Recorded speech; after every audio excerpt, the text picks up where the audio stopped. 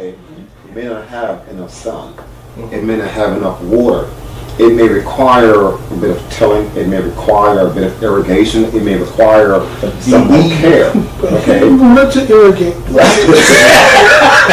what he does, right? Because he's thinking about his harvest, which is a part of his kingship, his ID, his identification. He realizes that, okay, these sections over here, they are well kept and they're flourishing.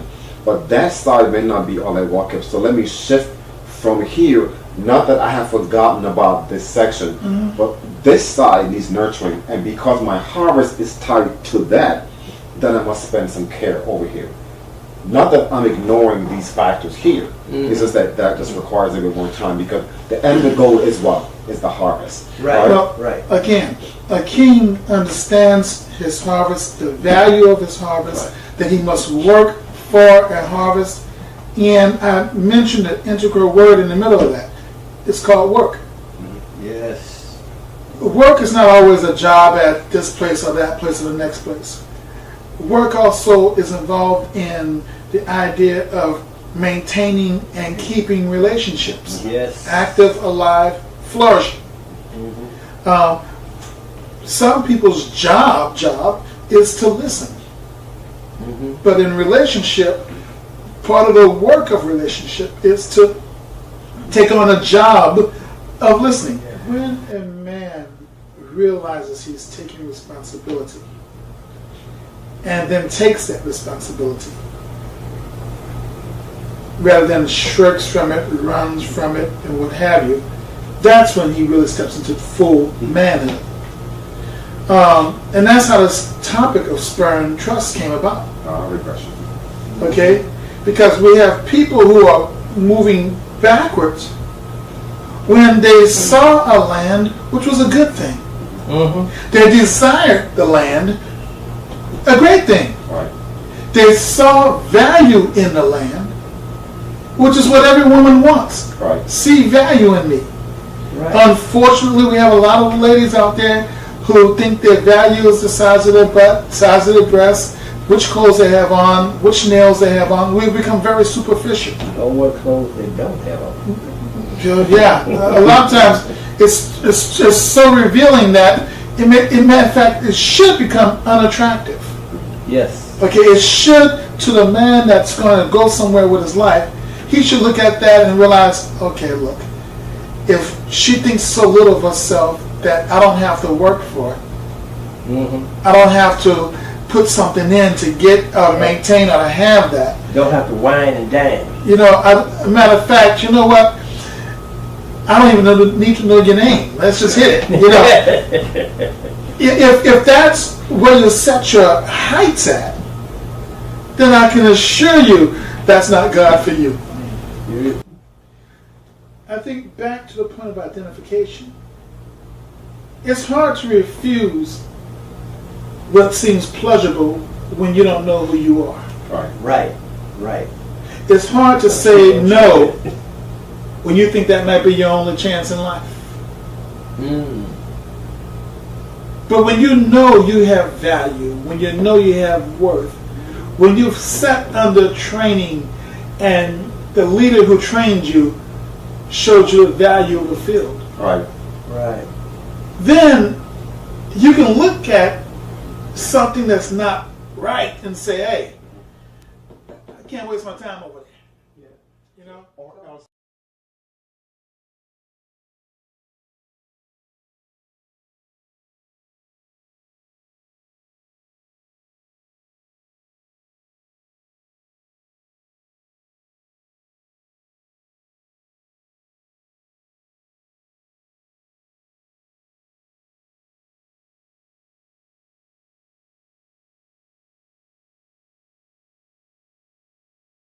Where we talked about manhood, we talked about spur and trust or bad decision making process. Yeah. We talked about the sexuality of men through behavior patterns, and then we talk about the covenant, which is what is established through behavior patterns and things that we don't really see. So now we're talking about kingship, which is really what the springboard is that governs all actions through the cities, which is called the sins of the father. So, But I think it's important for us to realize that then inherently, if there's ever an entitlement that you thought you should have had, check this out.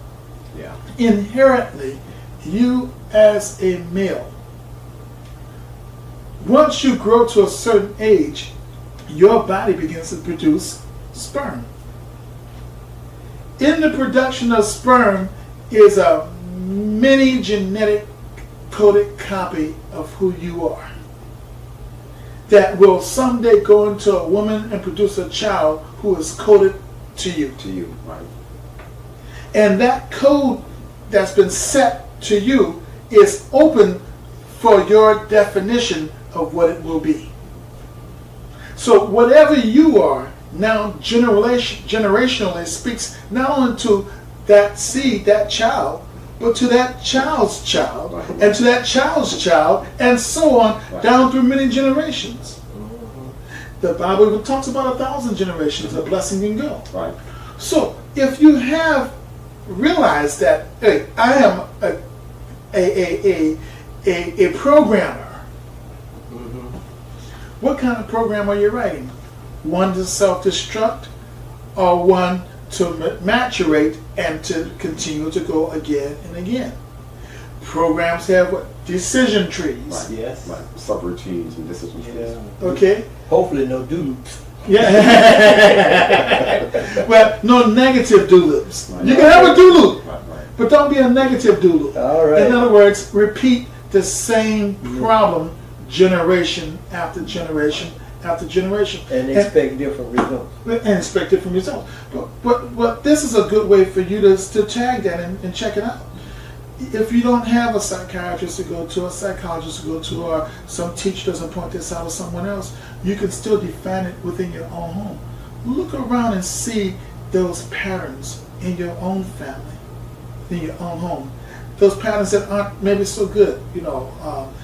3 generations of men in our family have died before they're 18. Mm. Or have gone to jail.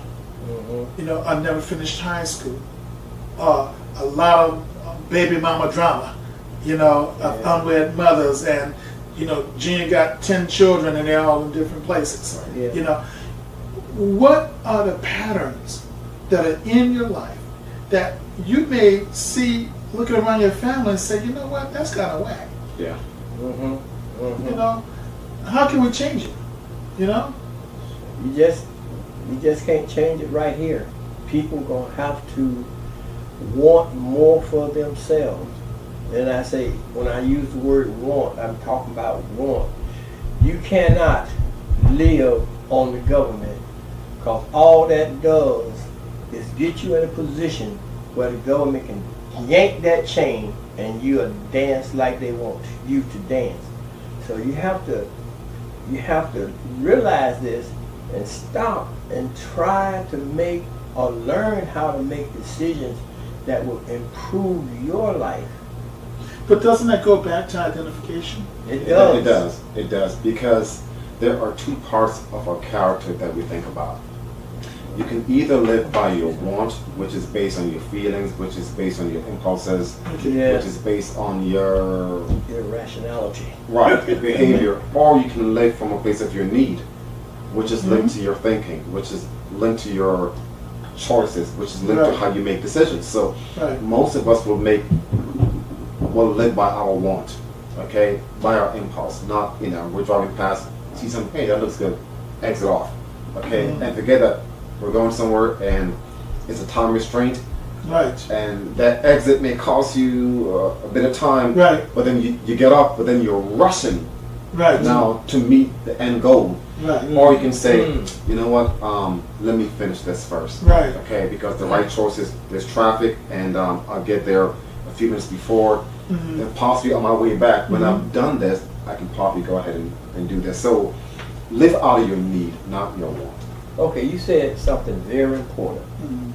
You said you're rushing towards your goals. A lot of people have stopped setting goals. Either they stop, they don't know how to set goals, or whatever. But the thing about it, as long as you're a man and you have a objective to get to, an objective to conquer. Not saying that it has to be a female, but something that will add value to your life, one way or the other. When you set your goal, focus on your goal and shoot after it. Don't let distractions come around every Right. way. But you see, again, then that means that goal is tied to your identity. Right. You know, if you say, from a child, I always wanted to be an astronaut. Everything in my life has been science and learning how to do different things that lead me to that way. I've studied chemistry, I've learned the physics, I've done the biology, I've done all of the mechanical engineering and other things that are necessary for my mind to become astute in this area.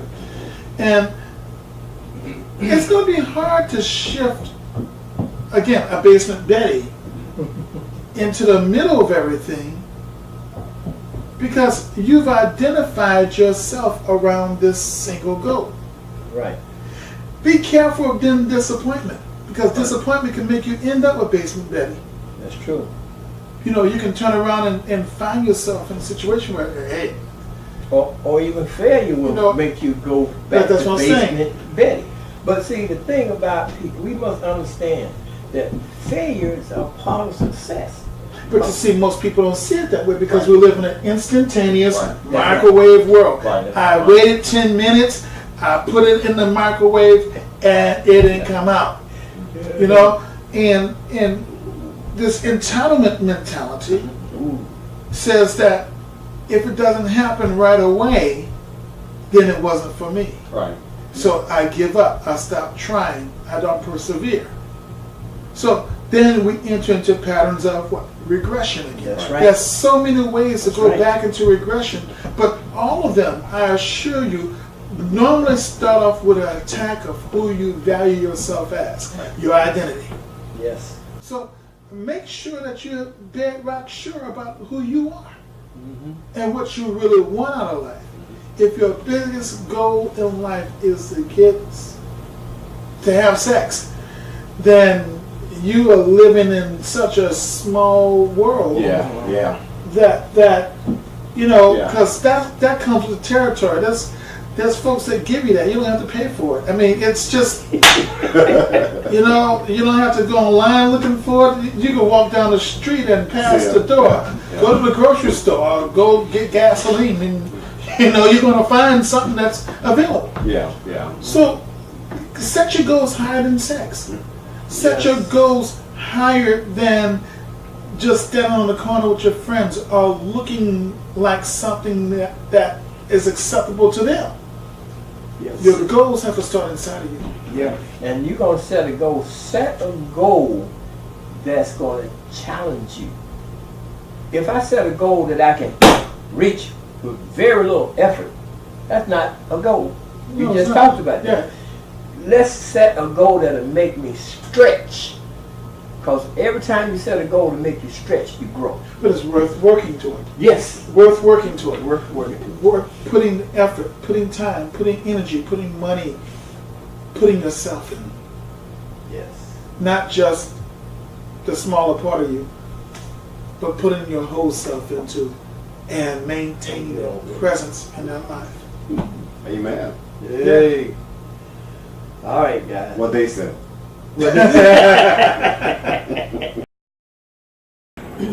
Oh boy. All right, we started. We're going to talk about legacy. You ready to go? We ready to go? I would say first we must understand that when we talk about legacy, we're not talking about property or what was left in the will as an inheritance. But we talk about what we give, that intangible. Well, you know where I really want to start? Papa was a Rolling Stone. Wherever he lay his hat was his home. Was his home. And the reason why I think that's a good spot to start talking about legacy, because so many people act like this is such an archaic term. Right. You know, it's old. Nobody talks about legacy anymore. But at the same time, everybody's looking for something. Yeah. We see fights at funerals. because somebody died, and somebody's wondering who got the toaster oven. You know, somebody's wondering what happened to the LTD. Yes. That fight was back. That's what that was about, man. You know? And then who's getting what off the life insurance policy? Yeah. And why did they plan such a big funeral?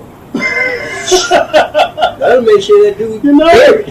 Yeah. So, I mean, it's all this little stuff that people start thinking about as legacy, not really understanding that that's what they're talking about. You know, we don't think about it in those terms because legacy is almost an obsolete term. Right. Yeah. But it is legacy we're talking about.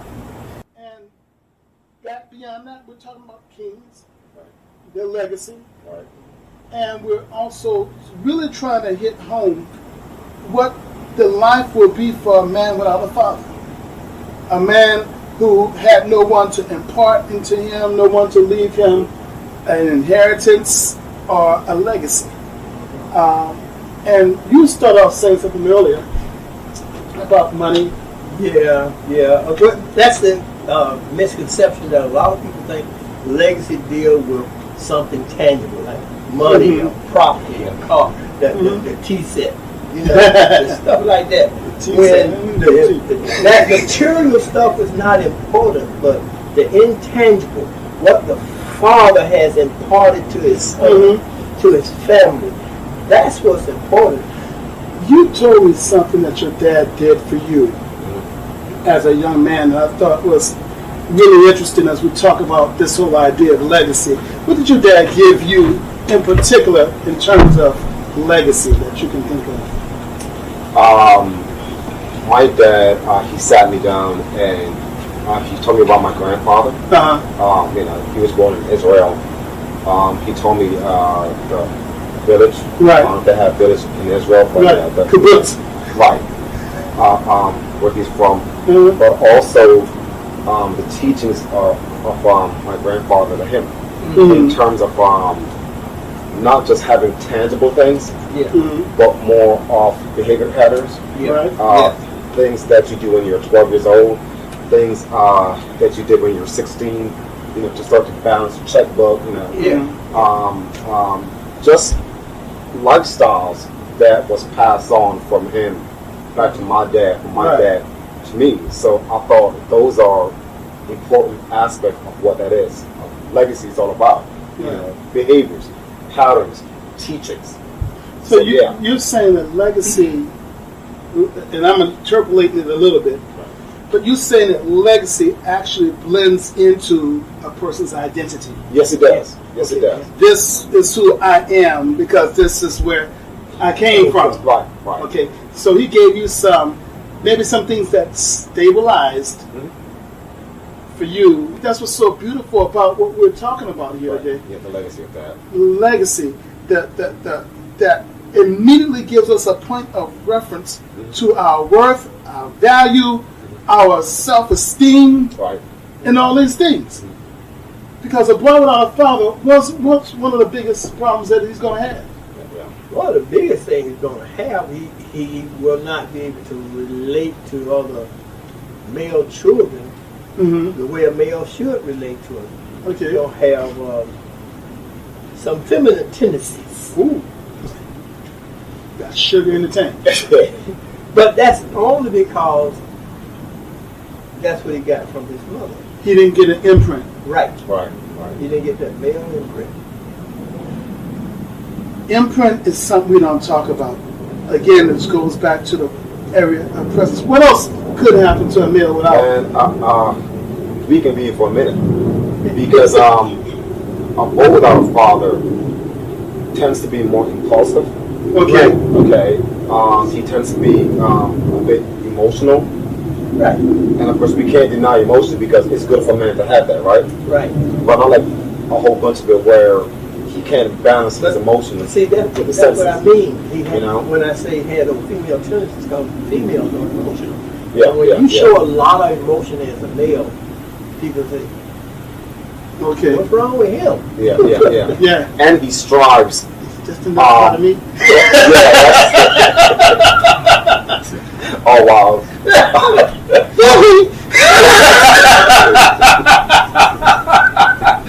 Sorry, y'all. I just, I think he strives to constantly have the affirmation as opposed to being assertive. So you're saying he's drawing from outside? Yeah, mostly. Rather than drawing from the content of his character inwardly. Right. Knowing his worth, knowing his value again. Right. So he's looking for affirmation outside of him. Yeah. So in other words, the man without a father because he has no deposit. Right. Is trying to withdraw from somebody else's bank? Yeah. And the bank is empty. Uh-oh. Yeah. You know, what about presence? Being there. One of the most important things my dad taught me is that he came home every night. Yeah. Every night he was home. Matter of fact, because of the way he drove, we knew when he hit the corner. Did he literally hit the corner? you know, engine revving. Yeah, my dad too. So, you know, you knew. Why? Because that was a marker. This was dad. Dad told me. But we have now this jaded sense of community, this jaded sense of family, and we're so compensated for what we say a family can be now, today, that we don't recognize even the value and importance of real, complete family. When I say real, complete family, I am speaking mother, father, and children. If there's any other adults who live in a house, they are extra. Right.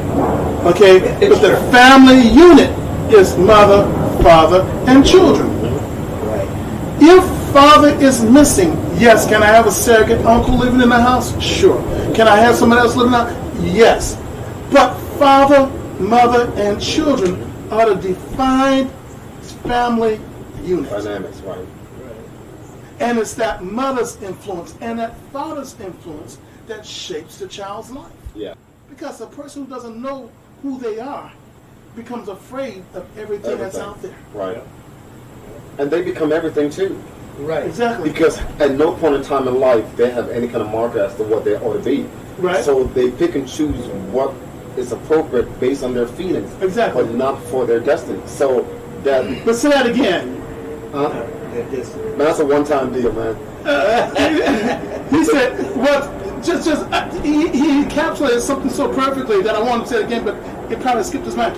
He said, what's appropriate based upon their feelings right, at that time. At that time, right, but not appropriate for their destiny. Right. Okay? Why? Because one of the things I've noticed about women and men that's different in the way they raise children is that even my wife will look at the situation. I'll see the situation, but I'll also skip above it to seeing what I really know is necessary for that son or for that daughter. Right. This is my way that I'm dealing with it because. Right. So two kids get in a squabble. Me, I'm going to come and smack them both. Of course. What? And my wife's like, well, she really is the one who started. He was the one who really started. I'm like, well, no. They both need to be objective enough and understand the value of learning how to get along with each other. Yeah, equal responsibility. Pow! And I walked away. Now, don't let me hear that no more. Right. You know, we need to talk about self-worth. Because that plays a lot about how the man look at himself or how the child look at himself. Well, how is worth given? Self-worth is learned primarily from the father. Okay. But see, we can read about self-worth, you can hear about self-worth, but you have to have an example of self-worth to see how you relate to that self-worth. Mm-hmm. My daddy, mm-hmm.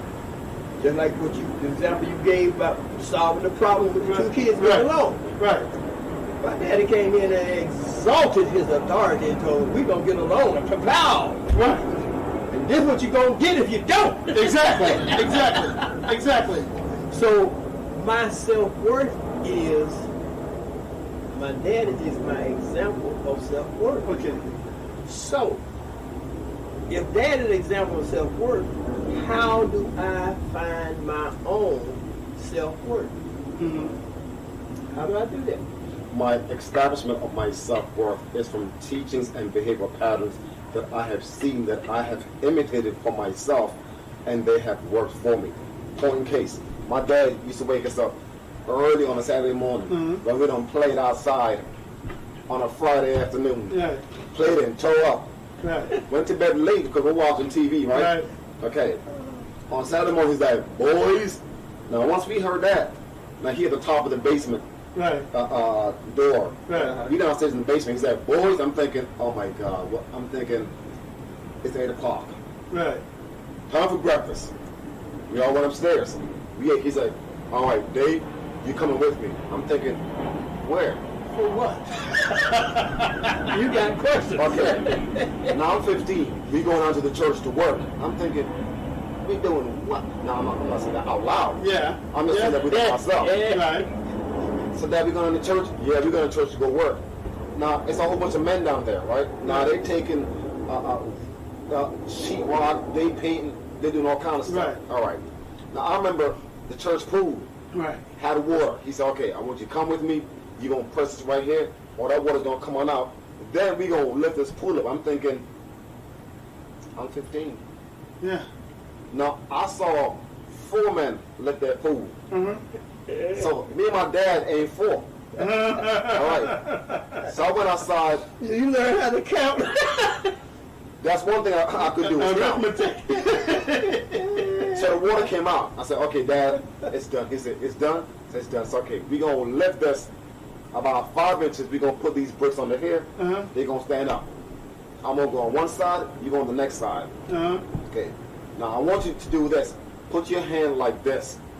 I want you to bend your legs like this and then lift up. Right. Once you lift it up, I'm going to put the bricks under here.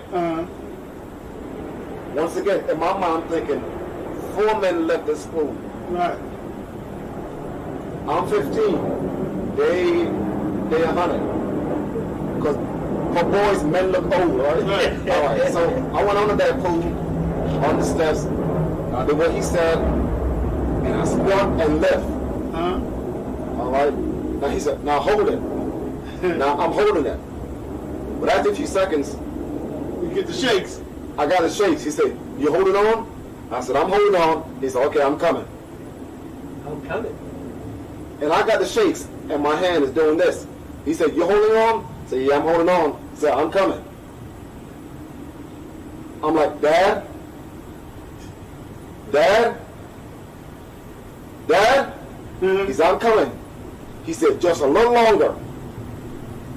I don't know how I did it, but a little longer, I held on. Yeah. And he came and he put that brick under here. Right. Now, he said to me, the reason why I didn't come initially, because I wanted you to test the limit of what you can do. Yeah. So what's that movie with the football player? Okay. Kid carrying another kid on his back. Okay. Yeah. That drill. Yeah. And just because of that, every Saturday I felt like King Kong. Because